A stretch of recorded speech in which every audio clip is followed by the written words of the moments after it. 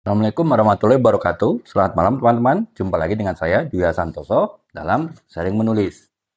Seperti biasa, sebelum kita memulai sesi live ini, sebelumnya saya memberi kesempatan ya buat teman-teman, ada yang ingin ditanyakan mengenai dunia tulis menulis, apa saja ya, tidak harus materi live yang kemarin, tapi apapun teman-teman ada pertanyaan mengenai hal tentang dunia tulis menulis, teman-teman dapat menanyakan di kolom komentar. Nah, kemudian nanti saya akan jawab eh, semua pertanyaan teman-teman, dan jika teman-teman ada yang masih belum yakin, belum puas dengan jawabannya, teman-teman bisa menanyakan kembali melalui kolom komentar. Dan seandainya teman-teman ini apa namanya sudah merasa bahwa jawaban itu tepat, jawaban itu sudah memenuhi keinginan teman-teman, ya teman-teman jika masih memungkinkan bisa mengikuti live ini seterusnya. Akan tetapi jika teman-teman ada keperluan lain, ataupun juga teman-teman mungkin besok pagi ada kegiatan yang padat sehingga harus istirahat lebih awal, teman-teman bisa meninggalkan room ini gitu. Sementara teman-teman yang ada waktu, kemudian ada kesempatan untuk mengikuti live ini dan mungkin tertarik dengan materi yang kita bahas pada live kali ini, ya teman-teman dapat mengikuti live ini sampai selesai, ataupun setidaknya sampai teman-teman merasa bahwa apa yang teman-teman ingin tahu mengenai hal yang dibahas dalam topik live kali ini itu benar-benar sudah terpenuhi ya, teman-teman sudah benar-benar dapat apa namanya sudah benar-benar dapat mengetahui apa yang ingin diketahui dari live kali ini ya.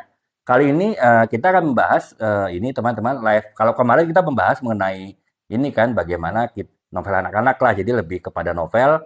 Sekarang saya akan membahas buku secara umum, jadi tidak terbatas pada genre tertentu. Nah, ini melanjutkan sebetulnya dari pembahasan live beberapa hari yang lalu, ketika saya teman-teman mungkin ada yang sempat mengikutinya ya, live saya beberapa hari yang lalu, ataupun juga saya sempat mencuplikan live tersebut dalam beberapa VT yang kemudian saya upload di akun saya. Teman-teman mungkin sempat mampir di beranda teman-teman ya VT tersebut yang membahas mengenai AI ya, AI writing, artificial intelligence writing, kecerdasan buatan yang bisa tanda petik menggantikan penulis.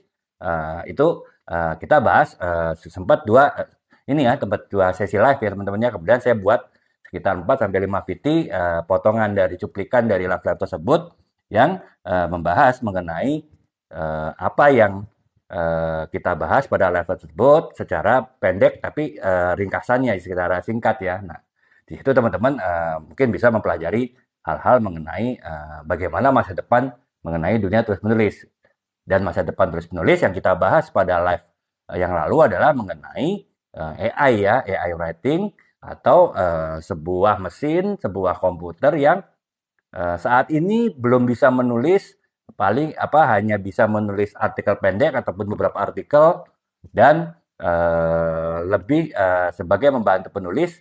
Akan tetapi kita tidak tahu perkembangannya ke depan seperti apa ya. Walaupun saya yakin mungkin hanya beberapa genre saja yang bisa digantikan oleh sebuah AI. Sementara beberapa genre lain yang sangat kuat sentuhan kemanusiaan, sangat kuat human touch-nya, sangat kuat sisi emosional, itu saya rasa akan susah digantikan oleh AI writing ya. Termasuk misalnya novel ya, novel, apalagi novel yang bergenre novel roman, saya rasa itu akan sulit tergantikan oleh sebuah AI writing. Nah, itu kita kemarin sudah bahas ya teman-teman ya, 2 sesi live, kemudian juga sempat saya buat cuplikannya, udah saya upload juga di akun saya. Teman-teman sudah sempat mampir di beranda teman-teman videonya. Nah, sekarang kita lagi-lagi akan membahas mengenai masa depan dunia tulis menulis, tapi masa depan ini tidak terkait dengan sebuah mesin pintar, tidak terkait dengan sebuah mesin yang cerdas, yaitu AI ya, artificial intelligence kan adalah kecerdasan buatan ya. Kalau AI writing ya berarti kecerdasan buatan untuk penulis. Nah, kita tidak membahas mengenai hal-hal yang rumit dan complicated tersebut gitu. Kita akan membahas hal-hal yang sebetulnya secara umum mungkin kita sudah tahu, secara umum kita sudah sering berinteraksi dengan hal tersebut, secara umum kita juga sudah mungkin menganggap itu hal biasa, bukan suatu kemajuan teknologi, bukan sesuatu yang akan merubah cara menulis dan membaca di masa depan. Akan tapi sebenarnya walaupun itu terkesan biasa, terkesan bukan sesuatu yang canggih ya seperti AI writing, akan tetapi sama dengan AI writing, hal yang kita bahas pada live kali ini adalah hal yang juga bisa mempengaruhi perkembangan masa depan dunia penulisan dan juga dunia literasi, dunia membaca itu secara signifikan ya teman-teman ya, sama dengan pengaruhnya dengan AI. Walaupun untuk yang ini relatif tanda petik tidak mengancam penulis. Akan tetapi jika penulis juga tidak mengantisipasi perkembangan ini, ya pasti penulis juga akan juga kesulitan mengikuti langkahnya jika kita tidak mengantisipasinya dari sekarang. Makanya ya kita akan bahas perkembangan teknologi ataupun perkembangan selain AI writing di dunia writing ini, di dunia tulis menulis pada kesempatan kali ini ya. Mungkin kalau daripada muter-muter ya teman-teman masih nebak-nebak ya, saya akan bahas judulnya, topik kita kali ini adalah perkembangan e-book ya atau electronic book ya teman-teman. Ya seperti saya bilang, pokoknya teman-teman sudah sering ya berhubungan dengan e-book ya, dan menganggap e-book itu ya something yang ya biasa aja, bukan sesuatu yang signifikan akan mempengaruhi dunia istilahnya. Jadi tidak akan mempengaruhi cara manusia menulis dan bahkan tidak mempengaruhi cara membaca. Itu karena itu hanya sebetulnya perpindahan dari model kertas ya teman-teman ya kepada model yang sifatnya adalah digital gitu. Jadi ya dianggap biasa lah. Mungkin kenapa saya ini pajang di depan ini teman-teman buku Trade and Software Marketing, sebetulnya bukannya sekedar saya ingin meng-highlight ataupun juga menekankan teman-teman biar fokus kepada buku ini ya. Walaupun buku ini memang buku sampai saat ini buku yang saya tulis ini mengenai trade marketing dan software marketing adalah buku Trade and Software Marketing satu-satunya dalam bahasa Indonesia ya, yang dalam Indonesia yang lain belum ada dalam bentuk buku gitu. Paling ya, adanya bentuk-bentuk paper ataupun bentuk-bentuk makalah ya. Kalau bentuk buku itu bahasa Inggris, itu pun juga nggak banyak gitu. Teman-teman bisa coba googling ataupun juga mungkin di marketplace ya, di TikTok Shop juga mungkin misalnya ketik di daftar pencarian buku trade marketing, kemungkinan besar tidak akan ketemu buku di situ. Kalaupun ketemu ya buku bahasa Inggris gitu. Dan kalaupun ada juga pasti itu sangat terbatas gitu, karena di luar negeri pun di eBay ataupun di Amazon pun itu juga jumlahnya tidak banyak sih buku-buku mengenai trade marketing, kan? Tetapi ya hanya beberapa lah gitu, apalagi yang dijual di Indonesia gitu, karena saya kurang paham walaupun kenapa buku trade marketing and software marketing ini sangat jarang di Indonesia ya, walaupun perkembangannya sangat pesat sih sebetulnya. Teman-teman yang di sales marketing pasti paham lah, pasti tahu lah seberapa besar trade marketing gitu. Dan ketika kita baru mulai belajar trade marketing dalam bisnis di Indonesia, sekarang sudah berkembang lagi dengan software marketing. Nah, kalau saya ibaratkan antara buku cetak dengan buku e-book, trade marketing dan software marketing itu sebetulnya sama. Trade marketing itu adalah buku cetak, yaitu hal-hal yang sudah umum, hal-hal yang sudah terjadi cukup lama dan hal-hal yang masih secara tradisional dipergunakan oleh kalau buku ya pembaca, kalau trade marketing ya oleh para pemasar ya, oleh para pebisnis, oleh perusahaan-perusahaan gitu. Nah, akan tetapi trade marketing itu sebetulnya secara paradigmanya sudah mulai berubah gitu. Sekarang ada ilmu baru yang pengembangan dari trade marketing, namanya software marketing. Nah, software marketing itu sama dengan e-book, sifatnya tanda petik digital ya, karena software marketing itu lebih mengandalkan kepada data-data digital, kemudian kepada big data, kepada data-data besar, yang itu adalah ciri khas juga dari AI ya. AI kan berdasarkan pada big data, pada data-data besar. Nah, untuk software marketing pun bukan dengan juga demikian teman-teman. Jadi dia tidak lagi fokus pada tindakan tradisional dengan misalnya menjalin hubungan baik dengan pihak toko, membuat program-program di toko, akan tetapi justru yang didekati atau adalah konsumen ya, dan konsumen itu didekati tidak dengan dalam bentuk tradisional, tapi dalam bentuk digital. Artinya kita mempelajari bagaimana perilaku konsumen itu, dan kemudian datanya kita kumpulkan dalam sebuah database besar, dan itulah yang kita olah gitu. Jadi ya ini ya itu sih sekedar pengantar teman-teman mengapa saya pajang buku Trade and Software Marketing ya, karena kita berbicara buku cetak dengan e-book itu sama dengan kita bicara trade marketing yang ibarat buku cetak dan e-book itu yang perkembangan terbaru ibarat eh, apa namanya ibarat e-book ya keduanya sama-sama dianggap sesuatu yang tidak akan signifikan merubah masa depan walaupun keduanya adalah hasil dari perkembangan teknologi akan tetapi pada kenyataannya kita nanti akan mengetahui bahwa untuk supermarketing dan juga yang akan kita bahas saat ini mengenai dunia tulis menulis atau e-book itu adalah sesuatu yang memang sangat signifikan ya sebetulnya akan mempengaruhi masa depan dunia tulis menulis dan masa depan membaca dunia literasi. Sementara seperti kita tahu membaca itu adalah jendela dunia gitu. Walaupun sekarang zaman sudah bergerak ke zaman digital, tetap saja jendelanya tetap adalah membaca. Bedanya hanya dulu di dalam bentuk buku, kertas, dan sekarang membacanya dalam bentuk digital. Nah, makanya apapun yang terjadi dari proses jendela dunia tadi, dari yang sifatnya tradisional menjadi digital, itu pasti akan berpengaruh kepada bagaimana manusia memahami dunianya gitu kan.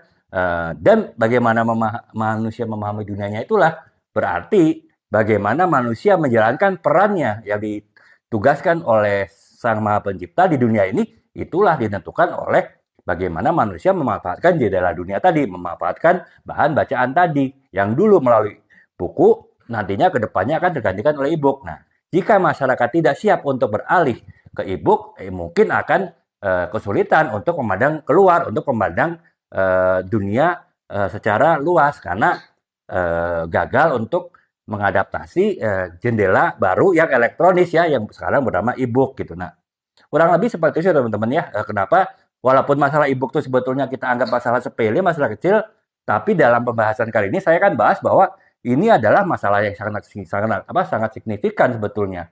Tidak saja mempengaruhi penulis yang harus menyesuaikan dengan perkembangan e-book ke depannya akan semakin pesat, tetapi pembaca pun juga harus menyesuaikan. Karena jika pembaca gagal untuk mengadaptasi membaca melalui e-book, mereka akan berhenti membaca karena tidak bisa mengikuti perkembangan zaman yang mungkin nantinya buku cetak ini akan tidak ada lagi, tergantikan oleh e-book ya.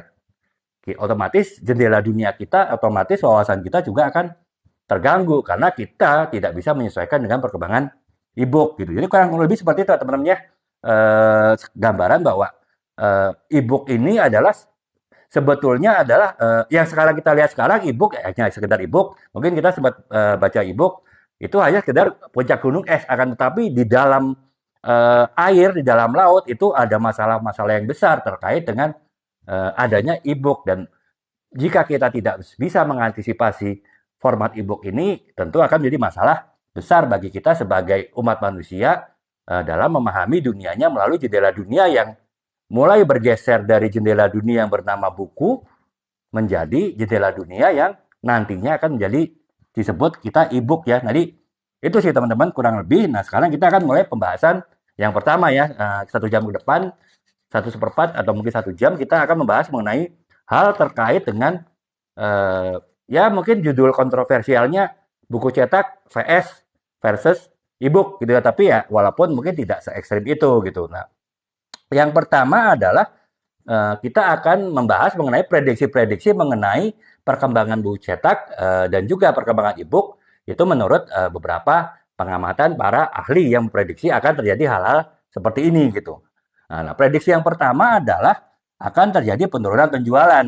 Jelas, artinya nanti saya akan paparkan ya data statistiknya ya. Saat ini memang di dunia per tahun 2019 pembaca e-book itu masih 20% di dunia ya. Sementara untuk buku cetak itu masih 80% membaca buku cetak. Tapi itu kan data dunia teman-teman ya, data global.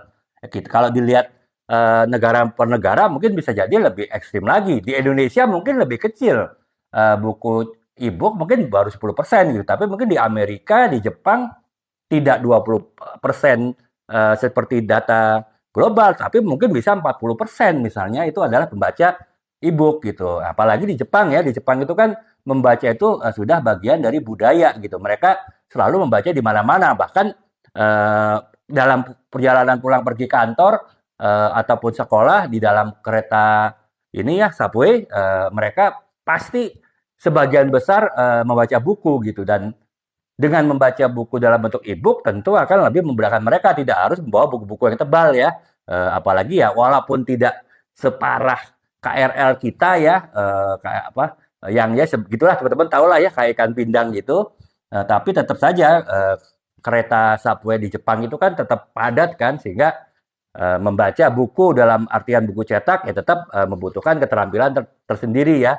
Beda dengan sekarang membaca buku e-book, ya akan lebih mudah ya, karena kita lebih mudah memegangnya, kemudian juga apa namanya, secara kontras misalnya, masuk ke dalam terowongan mulai agak gelap itu bisa diatur cahayanya gitu. Nah, itu makanya tren pertama dari perkembangan e-book itu adalah akan terjadi penurunan penjualan pada buku cetak. Walaupun ya itu tadi ya, saat ini secara data global 20% penjualan buku masih buku e-book, sementara buku cetak masih 80%.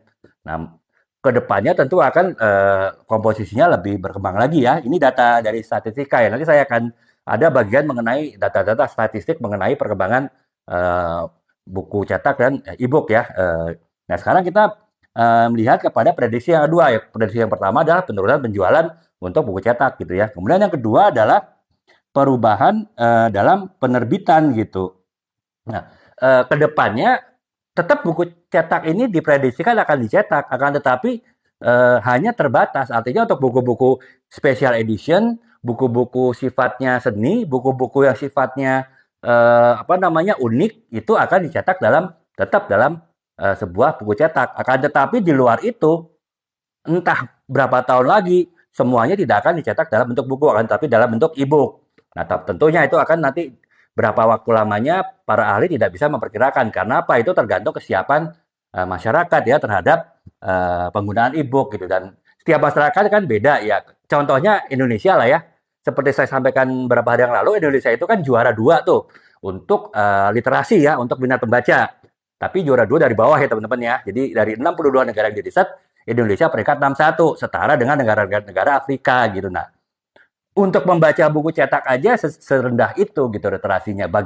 Bagaimana bisa mereka menerima bacaan e-book ya, yang bahkan saya pun membaca e-book pun juga masih terasa kurang nyaman lah, walaupun bisa gitu ya. Bahkan dari handphone saya yang apa ini kan handphone kecil nih, handphone kentang ya, yang masih 5 inch ya. Sementara kan handphone saya yang 6,5 inch saya pakai ini buat live ini. Nah, itu saya bisa gitu membacanya, tidak perlu harus dari tablet. Nah, akan tetapi tetap ya itu karena saya masih belum terbiasa ya, tetap rasa aneh gitu. Nah, apalagi secara umum ya masyarakat Indonesia yang itu tadi peringkat sangat fantastis lah, peringkat minat bacanya ya nomor 2 dari bawah. Nah, makanya eh, apa namanya pergeseran ke e-book itu di Indonesia termasuk yang paling lambat bisa dibilang ya, para ahli mengatakan begitu. Nah, akan tetapi kan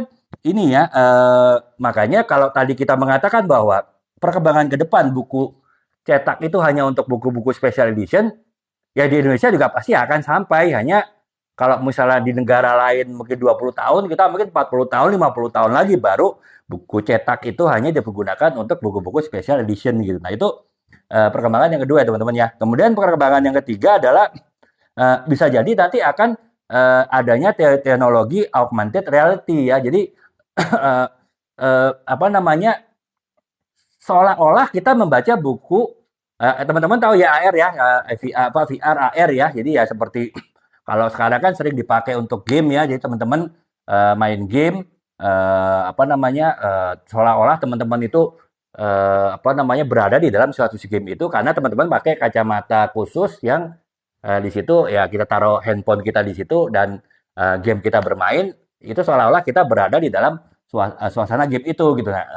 Nah, augmented reality ini pun juga nantinya akan bisa dipergunakan dalam dunia membaca ya, artinya seolah-olah saja sih orang membaca buku cetak gitu, akan tetapi pada kenyataannya dia membaca buku digital hanya melalui IR ya, jadi dia seolah-olah mungkin membalik buku, mungkin tangannya tetap seolah-olah membalik buku, ya mungkin tetap ada buku cetak gitu yang dia balik, akan tetapi mungkin di buku cetak itu sudah tidak ada tulisan penuh lagi seperti yang sekarang ya, tapi hanya kode-kode saja, dan kode-kode itu yang mungkin nanti akan dibaca oleh perangkat augmented reality itu kemudian menjadi sebuah tulisan, dan sehingga ketika kita membolak-balik buku itu seolah-olah kita sedang membaca buku cetak, padahal tulisannya tuh adanya dalam bentuk digital, bukan dalam bentuk di kertasnya gitu. Di kertasnya itu mungkin hanya sekedar barcode ataupun juga kode-kode yang dibaca oleh perangkat AR tadi sebagai sebuah tulisan ya, atau sebagai sebuah gambar gitu. Nah,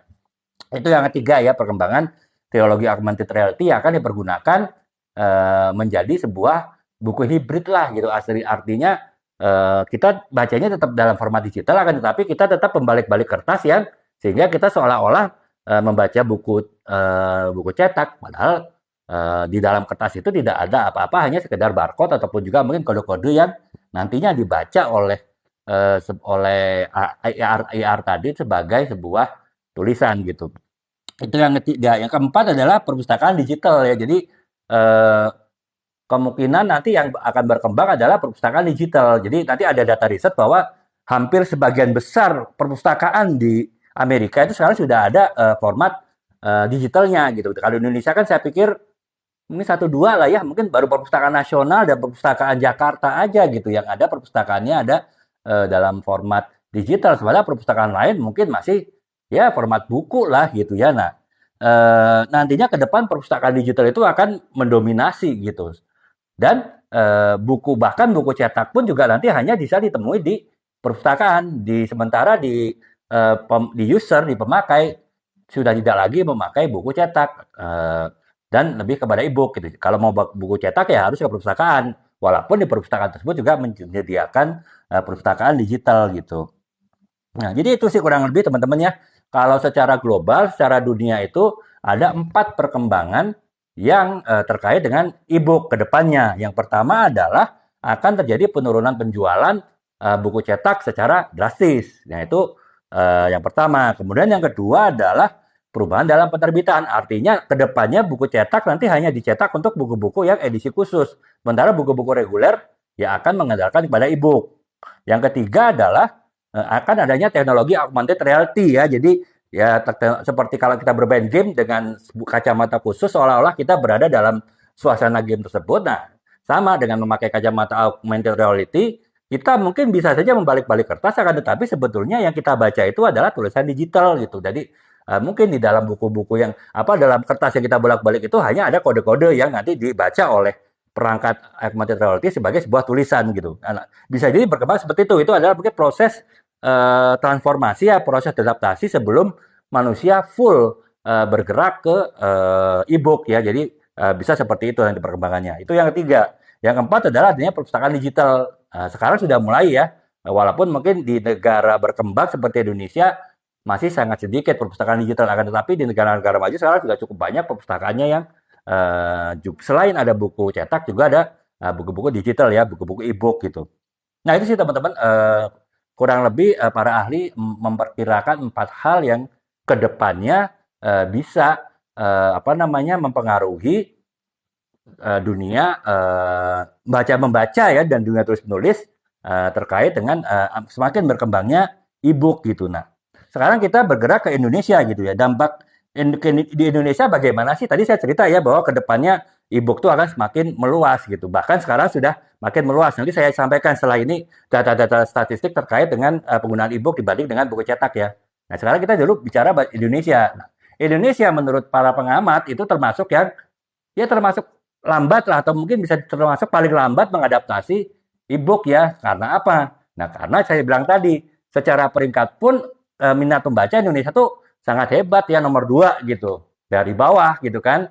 Dari 62 negara yang riset, kita peringkat 61 tingkat minat pembacanya. Nah, untuk membaca buku cetak saja kita sudah ngos-ngosan, artinya bagaimana kita bisa mengadopsi e-book ya. Makanya tugas kita mungkin bukannya membuat masyarakat kita lebih bisa menerima e-book sekarang. Yang ada sekarang adalah bagaimana masyarakat itu terbiasa untuk membaca gitu. Nah, kalau masyarakat belum terbiasa membaca, untuk membaca buku cetak aja males, bagaimana akan bergerak ke e-book ya, e-book yang mungkin hanya sebatas halaman handphone ataupun paling luas sebatas halaman tablet dibandingkan dengan buku ya yang ukurannya pasti lebih besar kan daripada tablet sekalipun gitu. Nah, itu sih teman-temannya makanya di Indonesia perkembangannya masih lambat gitu. Bahkan jumlah buku di Indonesia saja saya pernah ada dengar apa riset ya di Indonesia itu satu buku yang ada di Indonesia satu buku itu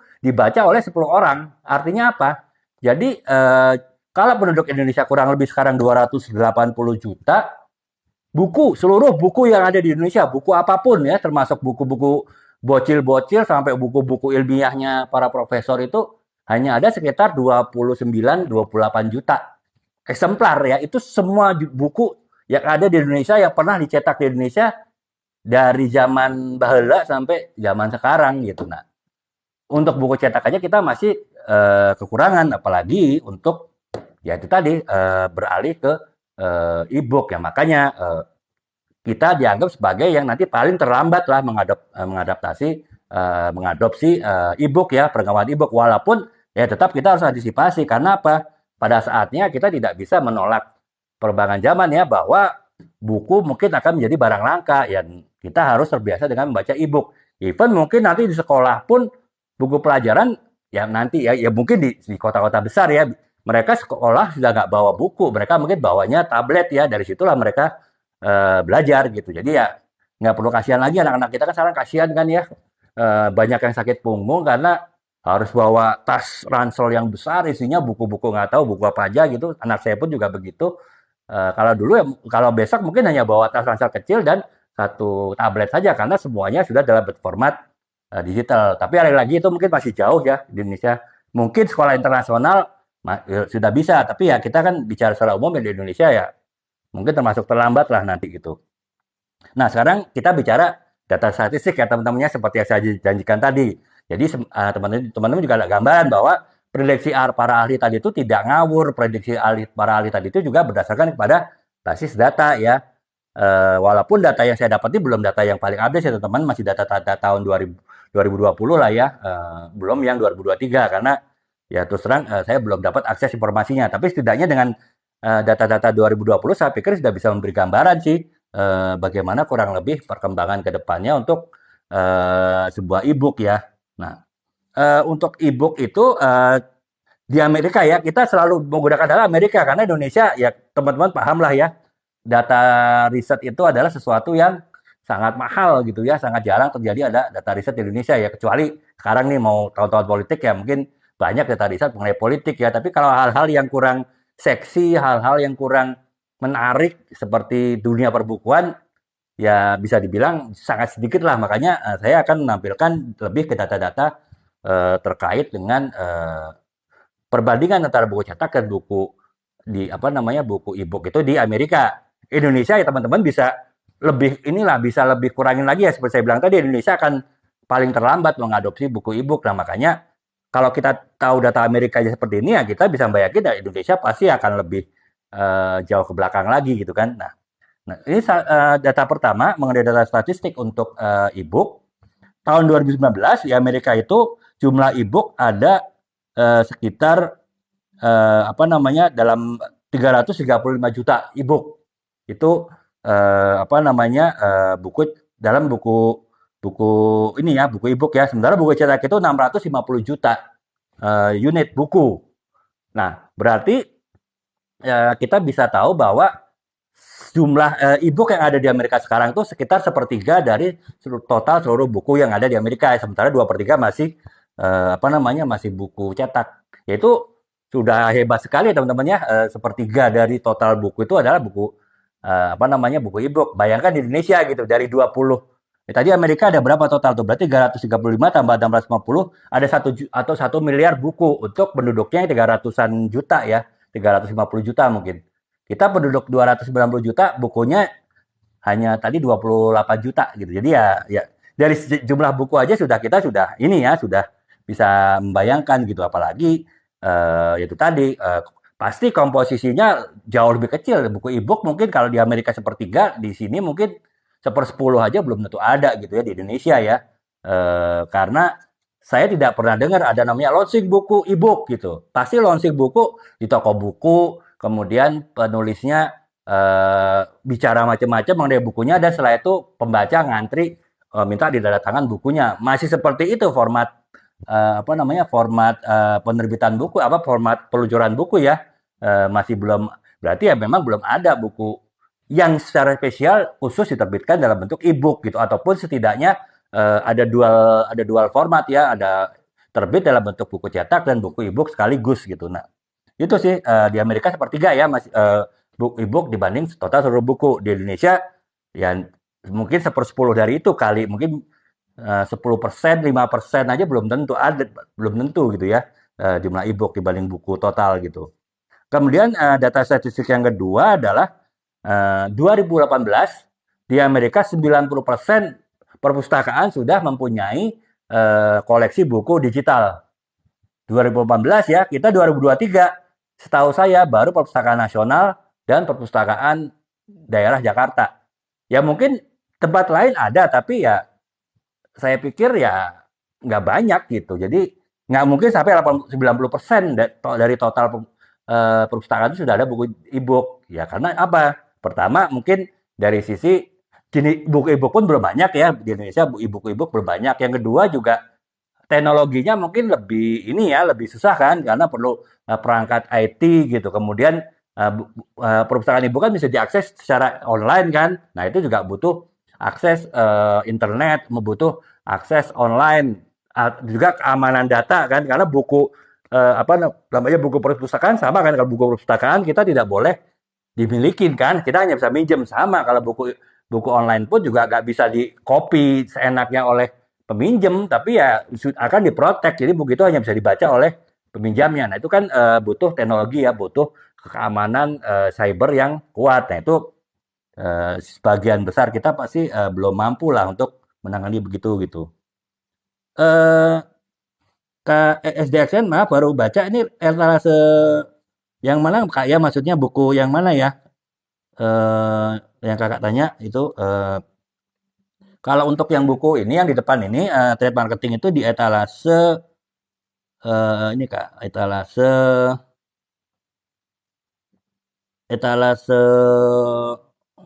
6 ya, itu buku trade marketing ini di etalase 6 Kak.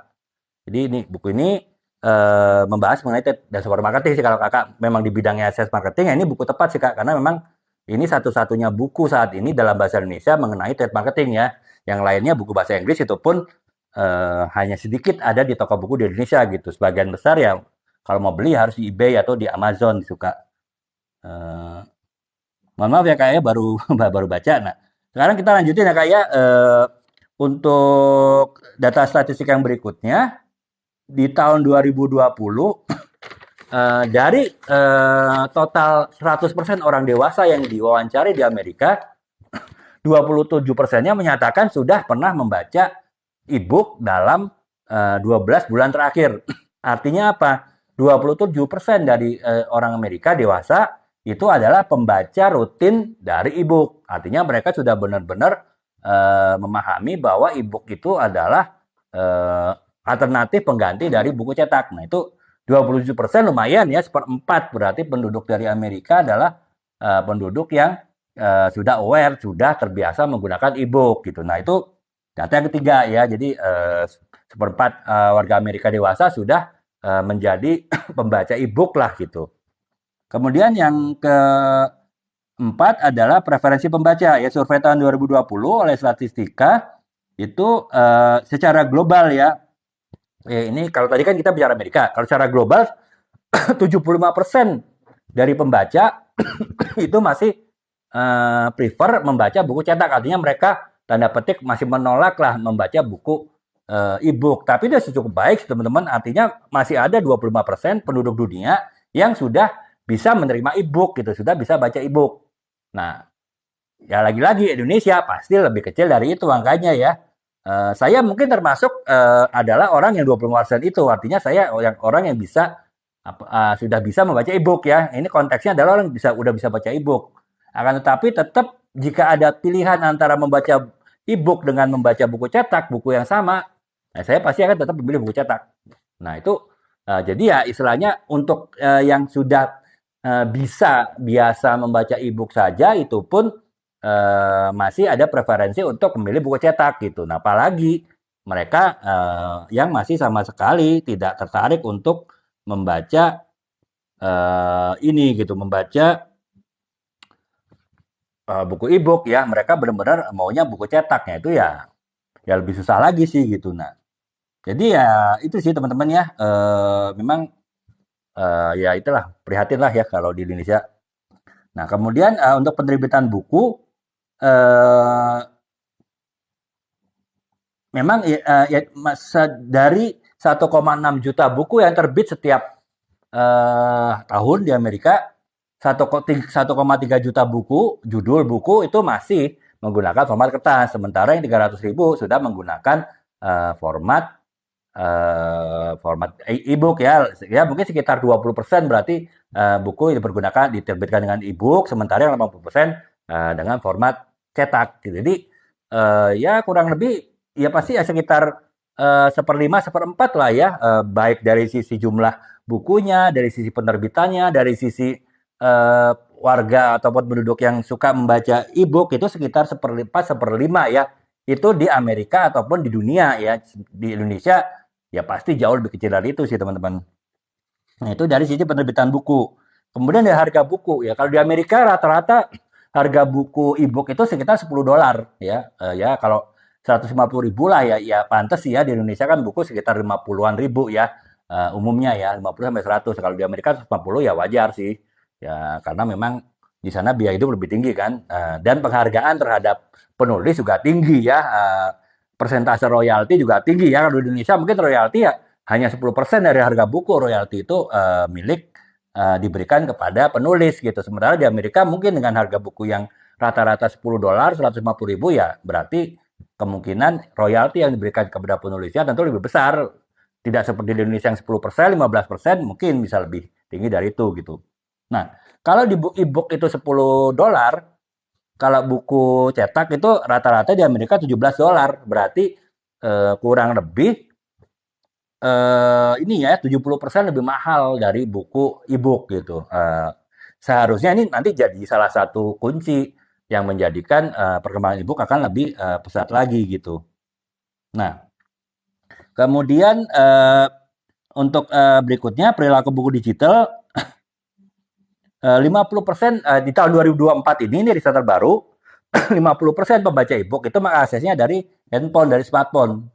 Sama seperti saya ya. Jadi sementara sisanya mungkin dari tablet, sisanya dari e-reader, jadi semacam gadget yang khusus untuk baca buku, tidak untuk kegiatan lain seperti handphone gitu. Atau bahkan mungkin dari laptop atau dari personal komputer. Tapi 50% itu membaca dari buku ya karena apa maaf dari smartphone ya dari handphone. Karena apa ya? Handphone itu kan lebih praktis ya bisa dibawa kemana-mana dan tidak ribet gitu. Saya bilang tadi kalau di Jepang budaya membaca di kereta subway itu sudah sangat tinggi dan sekarang yang tadinya membaca buku cetak mulai beralih ke digital. Otomatis kan pasti orang lebih prefer membacanya dari handphone ya walaupun layarnya lebih kecil daripada membaca dari tablet yang ya akan rumit apa repot lah ya dalam kereta yang padat ya walaupun nggak seperti di KRL yang ikan pindang sih tapi tetap KRL di Jepang pun tetap padat kan.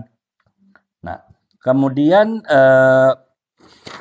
data untuk pasar global lagi-lagi ya e-book sekitar 20%. Apa namanya? E-book itu jumlah e-book 20%, buku cetak 80% itu di secara global. Kurang lebih sama dengan Amerika ya. Jadi teman-teman kesimpulan dari data statistik ini adalah sekitar 20 sampai 25% dari buku yang ada saat ini adalah buku e-book. Sekitar 20 sampai 25% pembaca sudah bisa membaca e-book, sementara 75%-nya belum, sampai 80%.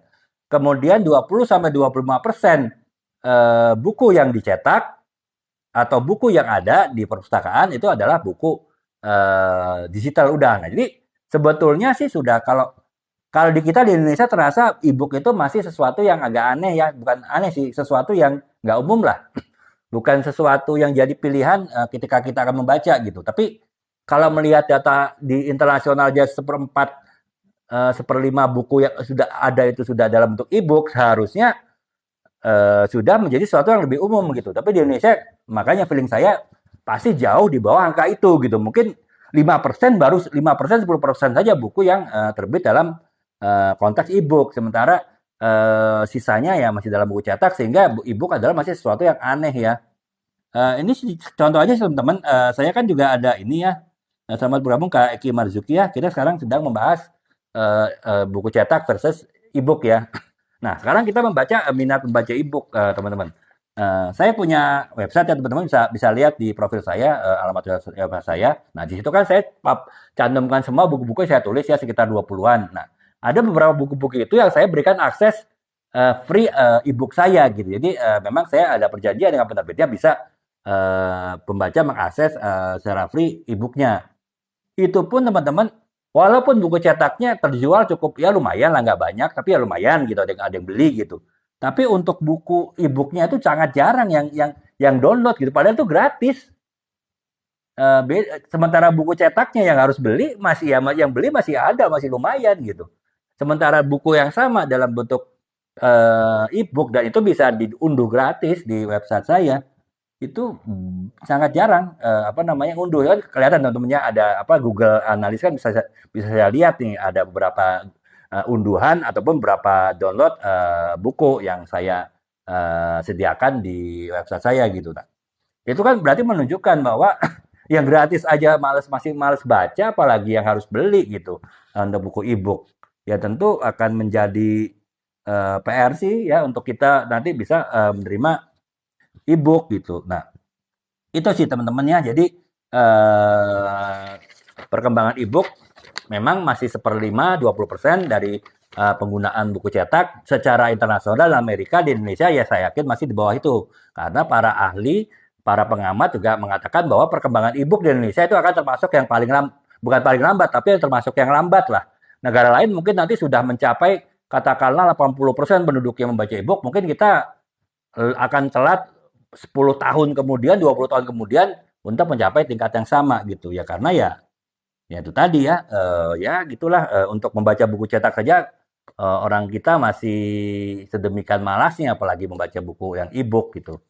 Nah, sekarang kita akan bahas, tadi kita sudah bahas ya mengenai prediksi perkembangan e-book seperti apa. Kemudian data-data statistik terkait dengan perkembangan e-book ya, baik secara Amerika, baik secara global maupun juga Indonesia secara tidak secara data statistik, tapi secara roughly ya, secara gambaran umumnya seperti apa gitu.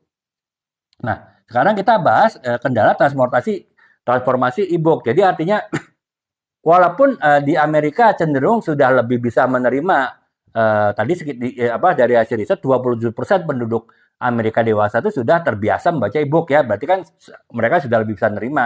Akan tetapi tetap dalam proses transformasi dari buku cetak ke buku e-book itu ada kendala-kendala ya. Walaupun kendala-kendala itu makin lama mungkin makin dikurangi, sehingga ya perkembangan e-book ke depannya makin besar gitu. Nah, ada beberapa kendala kita melakukan transformasi dari buku cetak ke e-book ya, ke format e-book. Di antaranya ada beberapa yang saya kumpulkan informasinya. Yang pertama adalah format dan teknologi gitu. Jadi apa namanya, kan sekarang buku e-book itu sebetulnya di internasional sudah ada format standar untuk buku e-book ya, EPUB antara lain ya, IPUB lah itu teman-teman. Nah, itu belum semua mengadopsi format standar tersebut gitu, sehingga ya format buku e-book sekarang relatif masih beragam gitu ya teman-teman ya.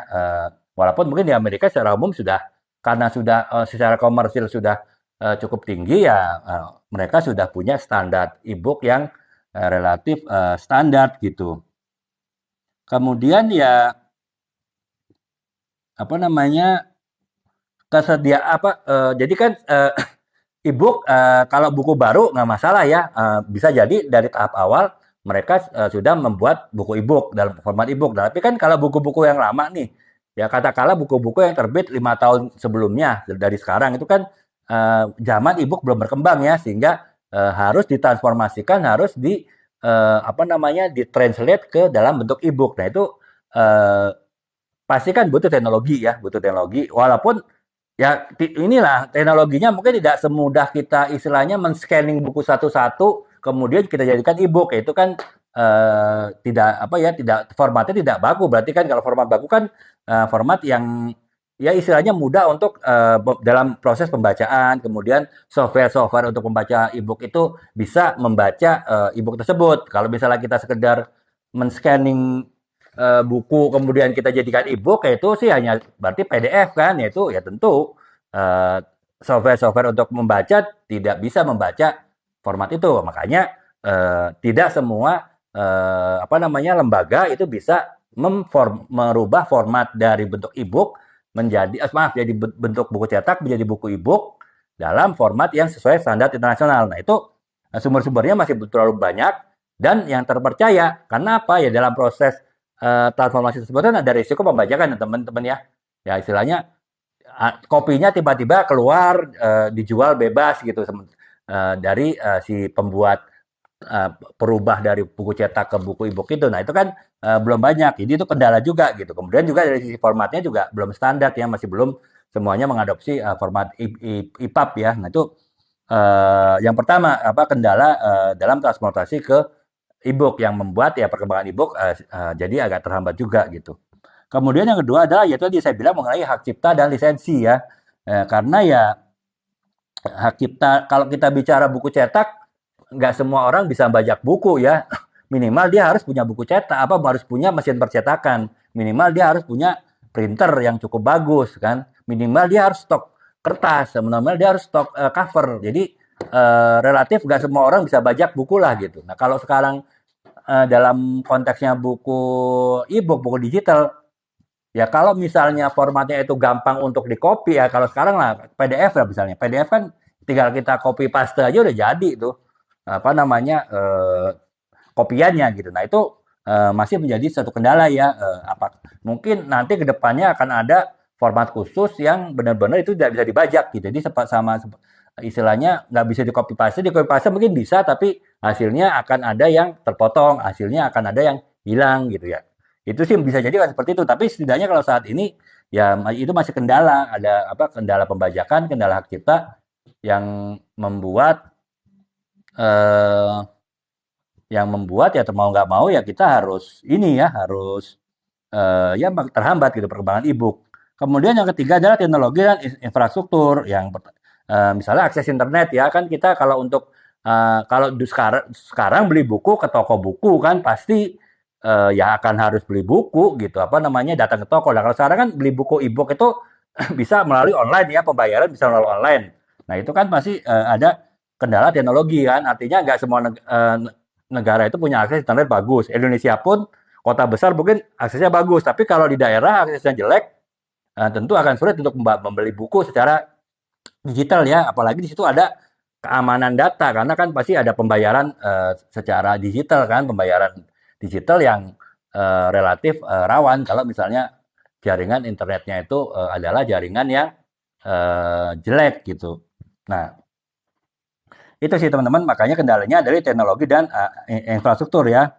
Kemudian juga ini lagi platform apa selain tadi kita bicara masalah infrastrukturnya, internet dan perangkat lunaknya pun juga bisa beda-beda ya untuk ya itu tadi karena apa format untuk e-book pun juga macam-macam gitu. Sekarang masih belum ada yang standar ya sehingga ya otomatis platformnya ataupun aplikasi software untuk pembacanya pun juga macam-macam ya sehingga ya otomatis ya itu ya menimbulkan kesulitan karena mungkin ada buku yang lebih cocok dibaca dengan format EPUB misalnya, ada buku yang cocok dibaca dengan format e-book yang lain. Nah, itu kan ketika dia dibaca dengan format yang berbeda ya tentu mungkin dia tetap bisa dibaca tapi pasti tidak akan sempurna ya, tidak akan perfect ya. Makanya itu bisa mempengaruhi gitu. Nah, kemudian yang kemudian itu yang ketiga. Jadi itu teman-teman ada 3 faktor penghambat perkembangan e-book. Yang pertama adalah format dan teknologi, yang kedua adalah hak cipta dan lisensi, yang ketiga adalah apa namanya teknologi infrastruktur yang beda-beda gitu di satu tempat dengan tempat yang lain. Nah itu tentu kan akan problem ya teman-teman ya. Nah itu dari sisi penghambat. Nah, kalau sisi pendukung ini ada lagi pendukung adalah yang membuat perkembangan e-book itu jadi lebih cepat ya. Di sisi lain tadi ada yang menghambat, tapi di sisi lain juga ada yang mempercepat. Jadi ibaratnya kalau mobil ada rem, ada gas. Nah, sekarang gasnya adalah yang pertama adalah faktor efisiensi distribusi ya. Kita membeli buku e-book tentu lebih mudah karena sekarang kita pun lebih senang membaca membeli buku secara membeli apapun ya, tidak hanya buku itu secara online ya, melalui marketplace ya, melalui shopping online. Nah, itu termasuk buku gitu. Itu tentu lebih mudah kan teman-teman merasakan, nggak perlu harus panas-panas keluar, nggak perlu harus bermacet-macet di luar, nggak perlu bisa sambil mageran di rumah, itu bisa beli barang. Nah, sama ketika kita harus beli buku apabila dalam bentuk digital tentu akan lebih mudah gitu. Jadi lebih efisien. Secara biaya distribusi juga lebih murah sih teman-teman. Karena kalau kita buku itu kan ada 4 komponen harga sebetulnya ya. Komponen harga yang pertama adalah harga cetak bukunya, yang kedua adalah harga keuntungan menerbit, kemudian keuntungan dari toko buku, dan juga royalti 4. Nah, ada satu lagi komponen biaya, jadi ada 5 komponen ya, yaitu biaya distribusi. Nah, itu tentu akan memangkas e-book, selain memangkas biaya cetak karena nggak perlu ada biaya cetak, juga kan memangkas biaya distribusi karena relatif nggak ada nggak ada. Nah, jadi itu namanya keefisienan distribusi membuat perkembangan e-book makin pesat. Kemudian juga aksesibilitas, jadi aksesnya mudah ya. Ya lagi-lagi untuk membeli buku aja mudah gitu. Kemudian kalau sekarang sudah banyak perpustakaan digital, kita dari rumah bisa minjem buku digital ya. Lagi-lagi minjem ya teman-teman ya, bukan kita minjem di perpustakaan digital terus kita copy, nggak begitu gitu ceritanya. Kita diberi akses untuk masuk ke ke halaman dari perpustakaan digital, kemudian kita ya harus membacanya, kemudian kalau udah selesai kita tutup, nanti kita kapan lagi kita baca, jadi tidak bisa di copy ya. Nah itu tapi tetap mudah sih, dari rumah kita sudah bisa minjem buku, gak perlu harus susah-susah ke perpustakaan. Dan juga tentu di sini ada ruang kreatif ya, artinya dengan kita mencetak secara digital ya tentu kita akan lebih mudah untuk mendapatkan membuat kreativitas kita lebih baik gitu ya. Karena teman-teman kalau misalnya buku cetak ya paling cuma silahkan lihat misalnya ini buku mengenai branding misalnya.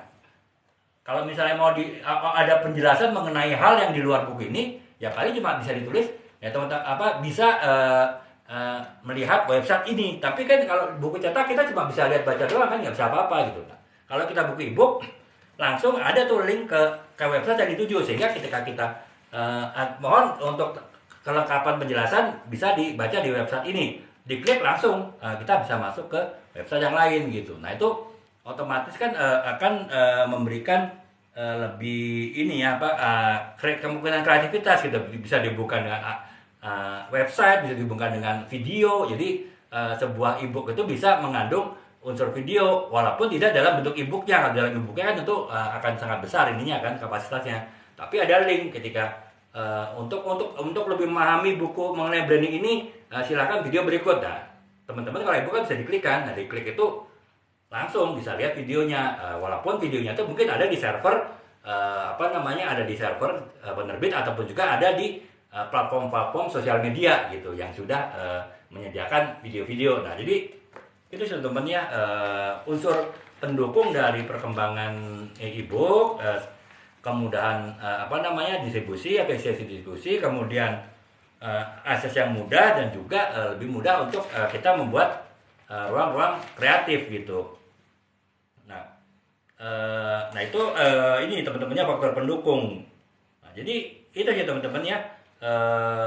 Kalau kita melihat dari sisi penghambatnya, ya penghambatnya udah pasti. Yang tadi kalau kita simpulkan adalah keamanan digital ya. Jadi artinya pembajakan kalau buku e-book itu lebih rentan ya untuk adanya pembajakan dibanding buku cetak. Buku cetak pun pembajakan banyak ya, Indonesia termasuk surganya untuk para pembajak ya, termasuk pembajak buku kan. Tetapi tetap lebih susah daripada membajak buku digital gitu kan. Kalau buku digital kan tinggal copy paste aja selesai gitu. Makanya kalau teman-teman perhatikan ada platform marketplace, platform penjualan yang dia sangat banyak buku-buku digital di situ gitu, dan dijualnya dengan 1.000 2.000 tuh udah satu buku digital gitu. Sementara bukunya mungkin kalau buku cetakan dijual 70.000 80.000 gitu. Padahal kalau buku yang resmi, kalau di Amerika perbandingan tadi saya sebutkan, harga buku e-book itu $10 rata-rata, harga buku cetak itu $17 rata-rata. Jadi tetap harga buku e-book itu nggak nyampe, tetap sekitar setengah dari harga buku cetak gitu. Nah kalau kita sekarang di marketplace bisa beli buku digital 1.000 2.000 perak, bukunya harganya 80.000, itu cuma 0,0 berapa persen kan. Nah ya itu kenapa ya, karena ya kalau buku e-book itu sampai saat ini rentan terhadap pembajakan gitu ya. Kemudian juga resistensi teknologi ya, itu yang menghambat juga perkembangan e-book ya, karena ya saya pun sudah nulis 20 buku teman-teman.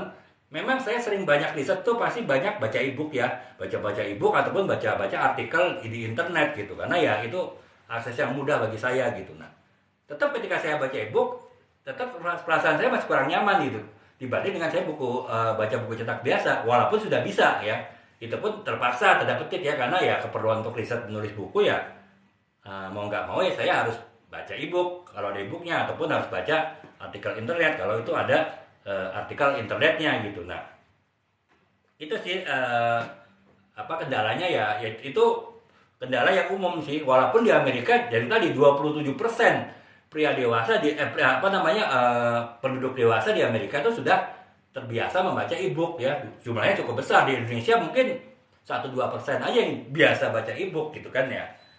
Ya itu tadi, karena ya di Amerika mungkin teknologi mereka sudah lebih terbiasa, di kita mungkin masih tertinggal ya, sehingga untuk adaptasi teknologi juga tertinggal gitu, termasuk dengan adanya e-book itu gitu ya teman-teman ya.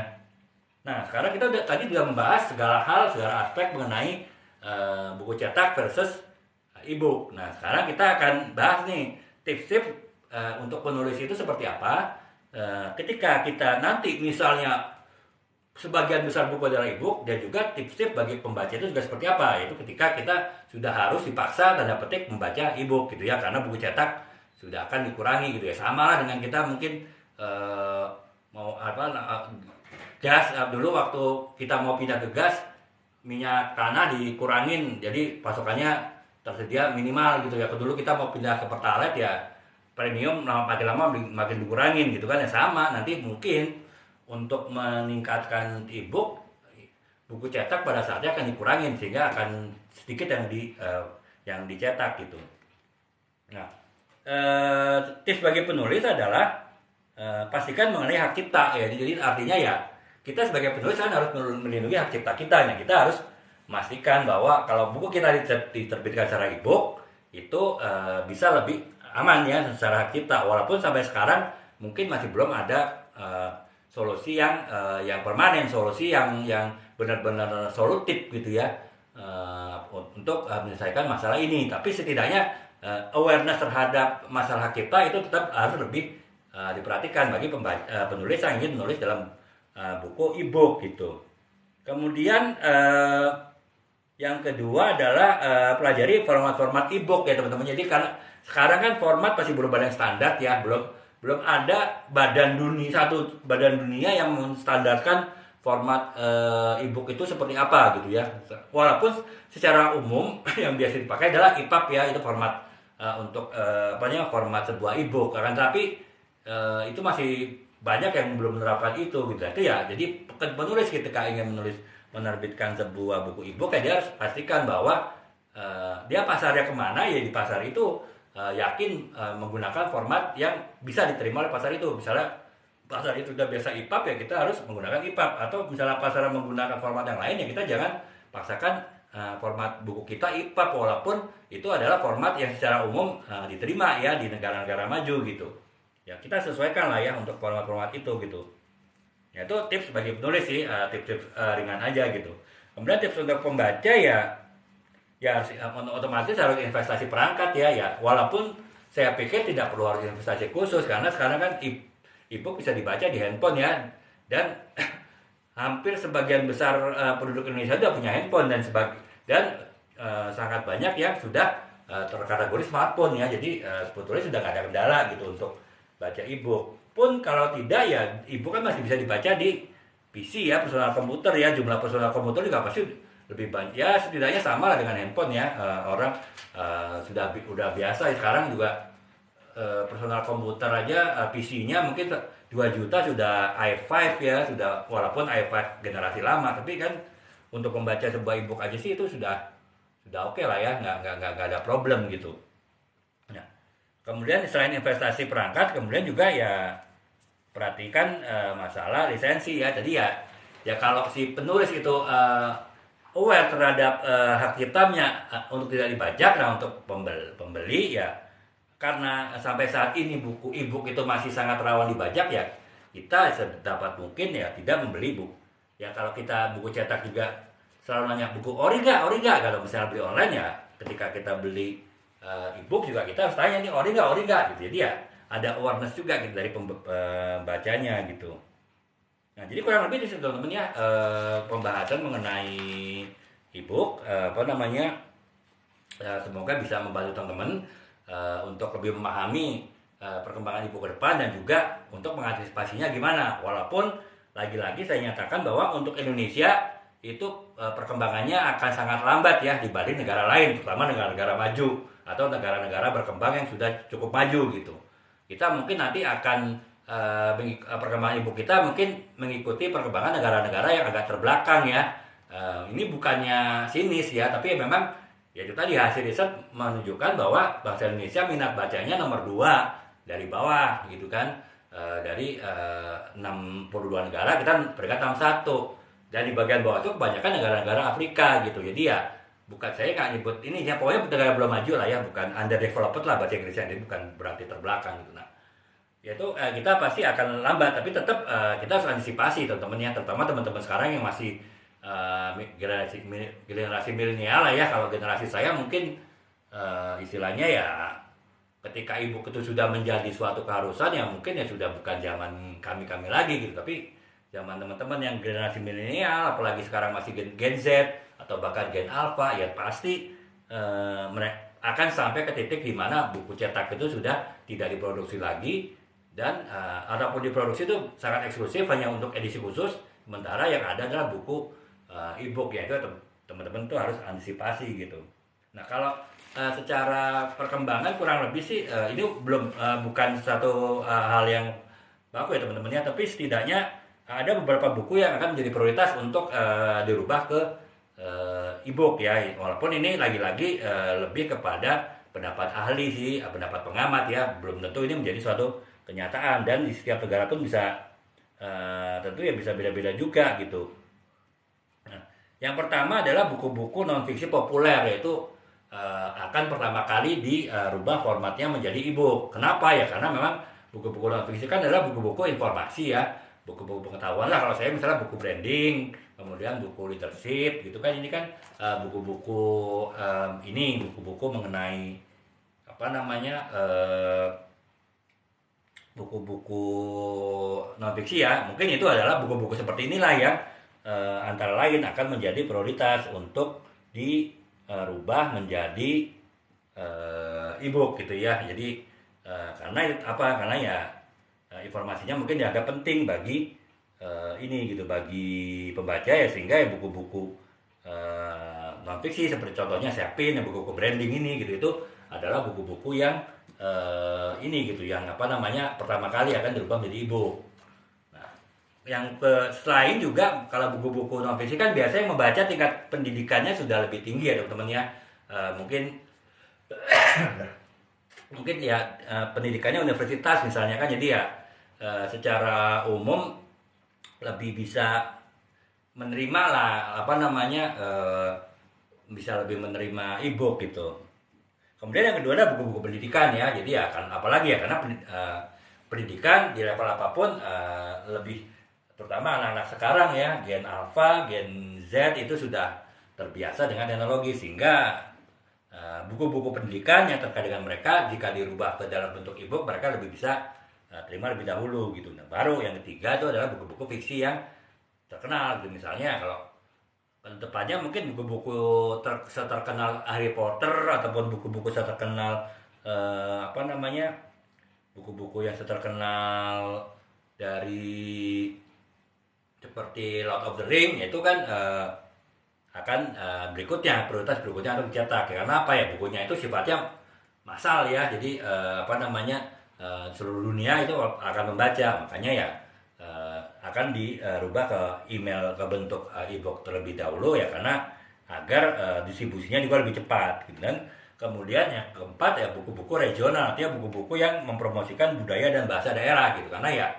sama, kalau tadi buku global itu biar lebih tercepat terbaca secara global, kalau buku lokal agar buku lokal itu bisa tersebar secara global juga, sehingga perkembangan apa namanya, promosi budaya dan bahasa itu lebih mudah didistribusikan secara global. Itu barulah kemudian nanti buku-buku yang lain sih teman-teman ya.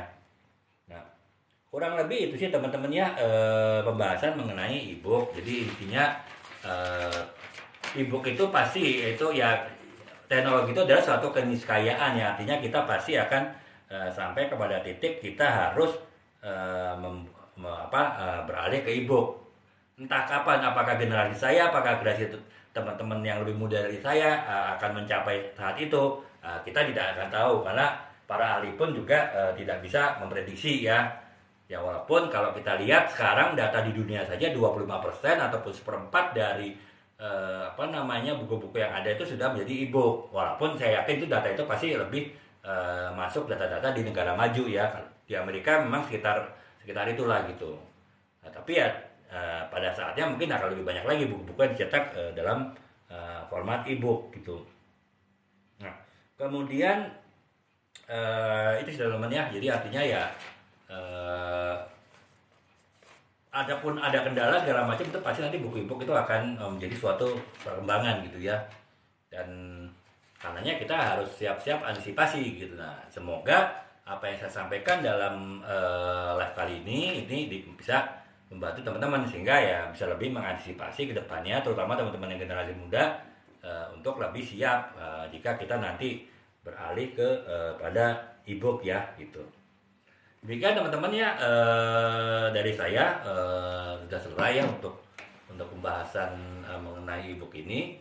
Untuk selanjutnya ya seperti beberapa hari sebelumnya, dalam minggu ini live ini akan dilanjutkan oleh co-host dari saya ya, istri saya, yang akan membawakan produk-produk wanita sih. Sebetulnya ini hanya nebeng ya teman-teman ya, nebeng buat ya semingguan ini, seminggu 2 minggu kemarin juga untuk latihan ya. Jadi latihan dia live, karena minggu depan sudah harus live di akunnya sendiri gitu. Jadi yang itu isinya lebih kepada produk-produk wanita ya, tips-tips mengenai wanita gitu, seperti fashion, terutama fashion muslim, kemudian juga skincare dan lain-lain gitu. Nah, makanya ya latihan seberapa jam, setengah jam, seberapa jam lah ya, cukup ya paling, karena sudah terlalu malam, untuk pelatihan, sehingga nanti minggu depan sudah siap di akunnya sendiri gitu. Nah, teman-teman yang terutama wanita ya, kalau masih ini mengikuti live ini, mungkin masih bisa mengikuti ya, karena akan membahas mengenai skincare, dan ya mudah-mudahan juga berguna bagi teman-teman gitu. Demikian teman-teman untuk saya kali ini, sekian dulu. Besok insya Allah jam setengah 10-an, kita jam 10 lah paling lambat kita mulai lagi untuk pembahasan mengenai hal-hal menulis. Saya akan membuat topik lain yang menarik ya, karena besok sudah hari libur ya. Saya akan membuat topik yang lebih santai lah daripada sekarang yang mungkin agak sedikit mikir ya teman-teman ya, untuk mendengarkannya. Demikian teman-teman, terima kasih atas perhatiannya. Assalamualaikum warahmatullahi wabarakatuh. Salam.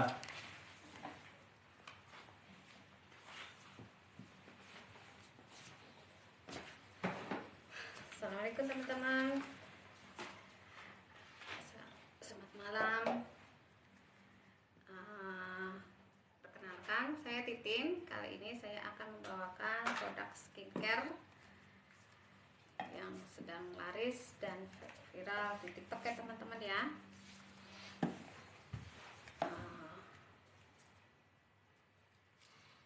Itu produknya skincare original originate ya teman-teman ya.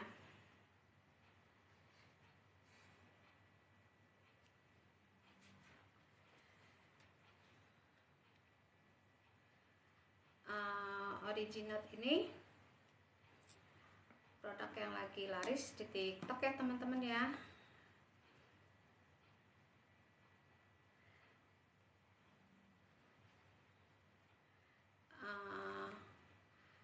Originate ini terdiri dari 7 paket ya teman-teman ya.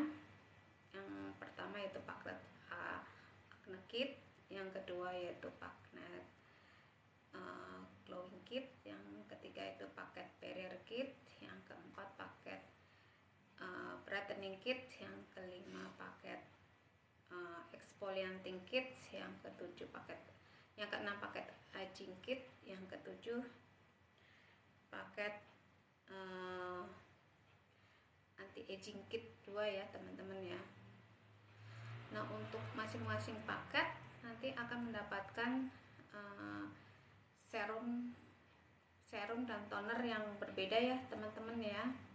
Yang membedakan tuh di masing-masing paket yaitu serum dan tonernya yang akan berbeda ya tiap paketnya ya teman-teman ya. Nah, untuk paket acne kit ini dipakai untuk kulit berminyak yang berjerawat, wajah yang berjerawat, wajah yang beruntusan, bisa memakai acne kit ya teman-teman ya. Nah, jadi paket acne kit ini berguna untuk mengurangi jerawat teman-teman ya, jerawat beruntusan ataupun muka yang beruntusan ya teman-teman ya. Nah,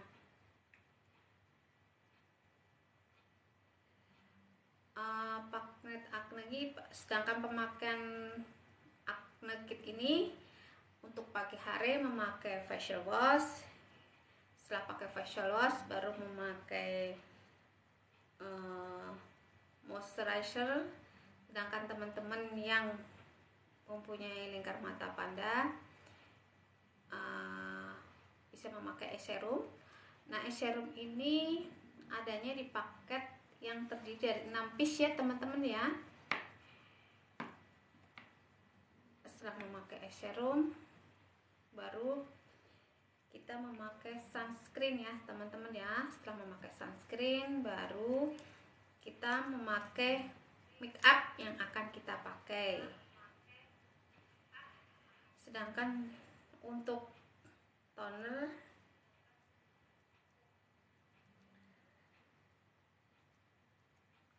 untuk malam hari ya, untuk malam hari pemakaian acne kit ini yaitu urutan pemakaiannya yaitu facial wash, setelah itu memakai serum ya teman-teman ya, serum pada acne kit, terus memakai moisturizer.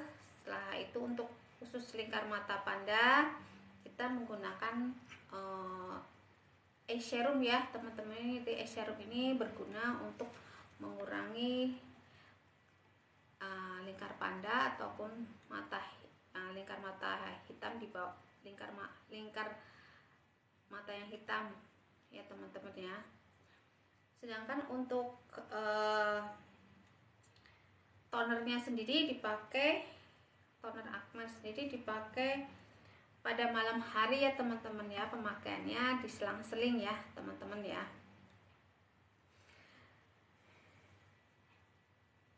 Nah, untuk pemakaian untuk itu kan skincare itu kan pemakaiannya kita dari luar ya teman-teman ya.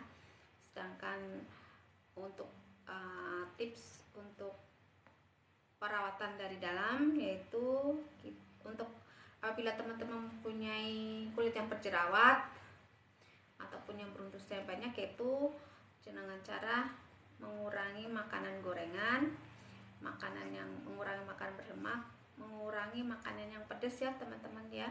Bila teman-teman tidak bisa mengurangi pedas sama sekali, boleh makan pedas tapi dengan level yang rendah ya teman-teman ya. Selain itu juga perbanyak buah dan sayur, karena buah dan sayur itu memberikan nutrisi pada kulit kita ya teman-teman ya. Selain itu juga minum air putih yang banyak ya teman-teman ya. Nah, untuk kulit muka yang untuk paket glowing kit bisa dipakai untuk kulit yang kusam, kulit yang belang-belang, kulit yang berjerawat, tapi yang 1-2 ya teman-teman ya, bisa memakai paket glowing kit. Jadi paket glowing kit ini bertujuan untuk mencerahkan dan meratakan warna kulit kita ya teman-teman ya, jadi glowing ya. Urutan pemakaian untuk paket glowing kit yaitu pagi hari kita memakai facial wash. Setelah memakai facial wash, kita memakai toner ya, toner yang ada di paket glowing kit. Nah, setelah memakai toner baru kita memakai serum ya teman-teman ya. Setelah memakai serum baru kita memakai moisturizer. Nah, untuk pemeliharaan atau mengurangi mata panda ataupun lingkar hitam di bawah mata kita, kita memakai serum ya. Setelah itu baru kita memakai sunscreen ya. Sunscreen. Setelah memakai sunscreen baru kita memakai make up yang akan kita pakai. Sedangkan untuk agar muka kita glowing, tipsnya untuk pemeliharaan dari dalam yaitu banyak minum, banyak makan buah dan sayur, mengurangi makanan gorengan dan berlemak, menghindari tidak merokok ataupun minum alkohol, dan menghindari asap rokok ataupun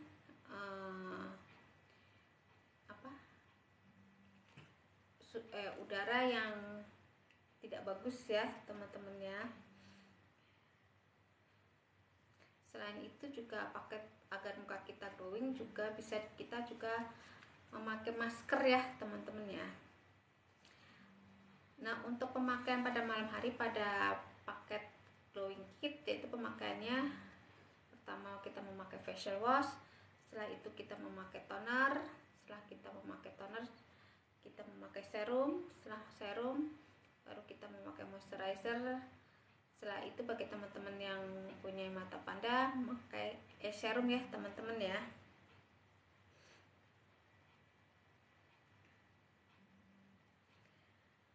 Nah, itu pemakaian pada glowing kit ya teman-teman ya.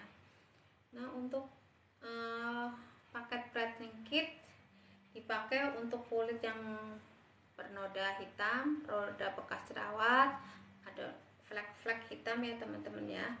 Selain itu untuk kusam dadakan, kusam beruntusan juga bisa memakai brightening kit ya teman-teman ya.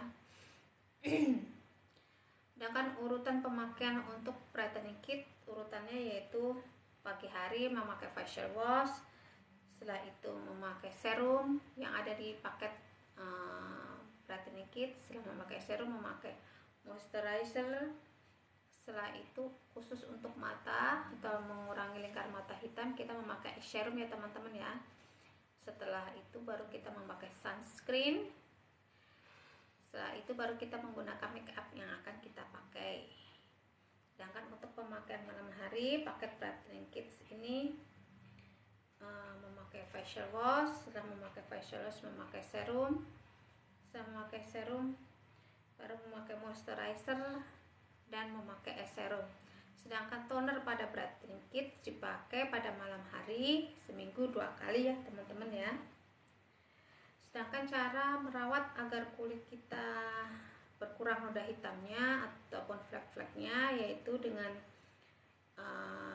mengkonsumsi banyak buah dan sayur, mengurangi makanan berlemak, banyak minum air putih, banyak makanan yang mengandung vitamin C, ataupun minum vitamin E juga untuk mengurangi flek-fleknya ya teman-teman ya.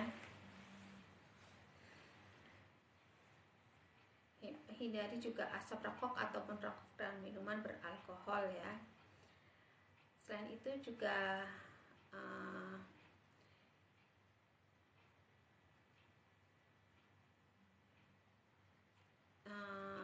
mengurangi stres juga ya teman-teman ya. Nah itulah untuk paket brightening kit. Sedangkan untuk paket barrier kit dipakai untuk kulit yang kasar, kulit yang breakout, kulit yang iritasi, kulit kering kerontang, ataupun kulit kencang ketarik, ataupun kulit yang mengelupas ya akibat pemakaian make up yang mengandung merkuri. Bisa memakai barrier kit ya. Jadi tujuannya pemakaian barrier kit untuk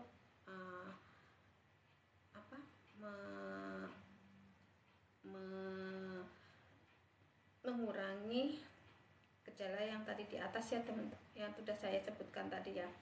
Sedangkan pemakaian untuk barrier kit pagi hari menggunakan facial wash, kedua setelah facial wash kita memakaikan toner, setelah memakai toner kita memakai serum, setelah memakai serum memakai moisturizer, setelah moisturizer baru memakai serum, setelah itu baru memakai sunscreen ya.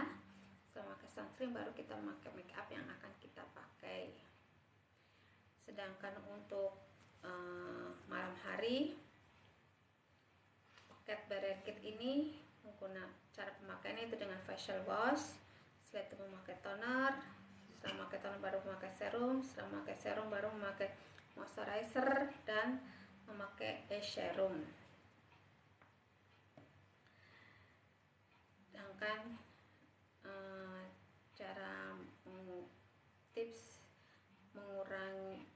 perawatan dari dalam yaitu dengan memakan buah dan sayur, mengurangi makanan berminyak dan berlemak,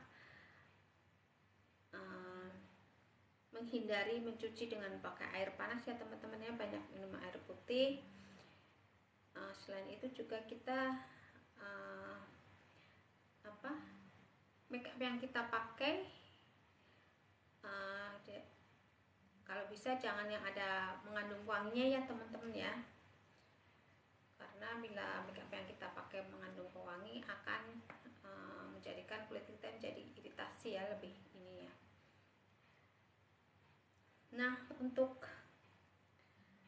paket exfoliating kits dipakai untuk kulit yang berpori-pori besar, berkemudahan, kulit yang geradakan ya teman, kulit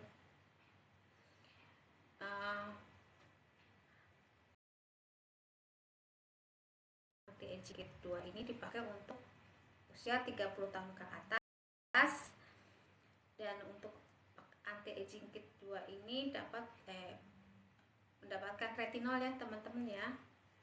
Adapun pemakaian anti-aging kit ini pada pagi hari memakai facial wash, setelah itu memakai toner, setelah memakai toner memakai serum, kemudian memakai moisturizer, setelah memakai moisturizer memakai serum untuk lingkar mata panda kita ya teman-teman, serum ya. Setelah itu memakai sunscreen ya. Nah untuk malam hari kita untuk paket anti-aging itu memakai facial wash, setelah itu memakai toner, setelah itu kita memakai serum, setelah itu kita memakai moisturizer, setelah itu baru memakai serum. Untuk anti-aging kit 2 itu pemakaiannya sama seperti paket anti-aging, cuma memakai retinol ya teman-teman ya. Retinol ini atau retinolnya dipakai pada malam hari seminggu. Untuk pemula sebaiknya seminggu 2 kali ya, jadi selang-seling. Pemakaian retinol ini sebaiknya menghindari pemakaiannya jangan terlalu banyak, paling banyak 3 tetes ya teman-teman ya. Kita taruh di tangan baru kita oleskan ke muka dengan halus ya teman-teman ya. Untuk pemakaian retinol ini usahakan jangan mengenai sudut mata, sudut hidung, dan sudut mulut ya, agar tempat-tempat tersebut tidak iritasi terkena retinol. Retinol juga dipakai khusus malam hari ya, karena apabila dipakai siang hari akan terkena sinar matahari yang akan mengakibatkan muka kita menjadi merah ya. Itu kenapa retinol dipakai pada malam hari ya teman-teman ya. Sedangkan tips untuk mengurangi penuaan dini ataupun kerutan-kerutan halus yaitu dengan memakan buah dan sayur, mengurangi makanan berlemak, makanan gorengan, banyak minum, bisa juga minum vitamin E, menghindari asap rokok dan merokok, menghindari minuman beralkohol. Nah, apabila teman-teman berminat untuk CO paket The Original ini yang terdiri dari 6 piece, harganya sekarang sedang promo ya teman-teman ya. Sekarang promonya menjadi 160.000, sekitar 160 ribuan ya teman-teman ya. Dan promo ini waktunya terbatas ya teman-teman ya.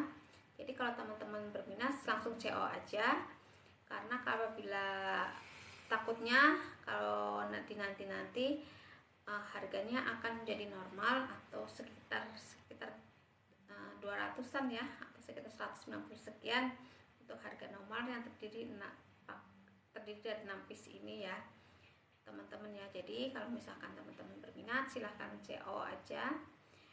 Oh ya, disitu kan untuk paket ini pre-order ya teman-teman ya, sekitar 30 tulisannya, tapi biasanya seminggu 2 minggu akan dikirim ya teman-teman ya. Seperti kemarin saya beli paket Originate ini nggak nyampe seminggu juga udah dikirim ya teman-teman ya. Nah teman-teman, kalau teman-teman berminat langsung CO aja ya, harganya sedang promo sekitar 161.000 ya teman-teman ya, langsung CO.